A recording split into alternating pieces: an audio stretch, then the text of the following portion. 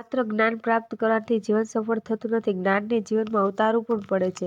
એક રાજાએ બોલી શકે તેવું પક્ષી પકડ્યું. પક્ષીએ રાજાને જ્ઞાનની 4 વાતો જણાવી, પરંતુ રાજાએ વાતોને જીવનમાં ઉતારી શક્યો નહીં. પ્રાચીન સમયમાં એક રાજાનો દ્રાક્ષનો બગીચો હતો. તેમાં દ્રાક્ષના અનેક છોડ હતા. બગીચાની દેખરેખ કરનાર માળીના રોજ દ્રાક્ષ તોડીને રાજા માટે લાવતો હતો.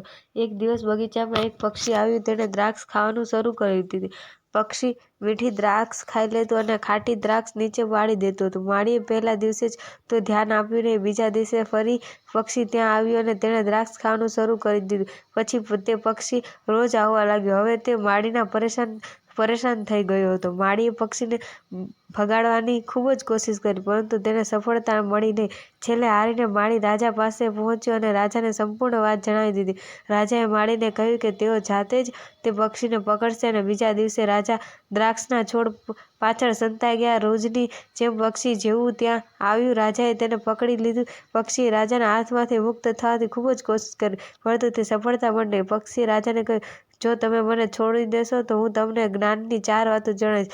બોલતું પક્ષી જોઈને રાજા આશ્ચર્ય પામ્યો. તેમણે કહ્યું કે પહેલા 4 વાતો જણાવો, તે પછી હું વિચારીશ. પક્ષીએ પહેલી વાત જણાવી કે હાથમાં દુશ્મનને ક્યારેય છોડવો જોઈએ નહીં. બીજી વાત કે ક્યારેય કોઈને અશક્ય વાત ઉપર વિશ્વાસ કરવો નહીં. ત્રીજી વાત, વીતેલી વાતો ઉપર પછતાવો કરવો નહીં.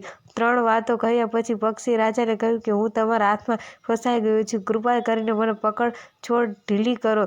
રાજાએ જેવી પકડ ઢીલી કરી, પક્ષી તક મળતા જ ઉડીને ઝાડ ઉપર જઈને બેસી ગયું. આ જોઈને રાજા પોતે ઠગાઈ ગયા હોય તેવું અનુભવ કરવા લાગ્યા. પક્ષીએ કહ્યું કે રાજન, ચોથી વાત એ છે કે સારી વાતો સાંભળવાથી કોઈ લાભ થતો નથી.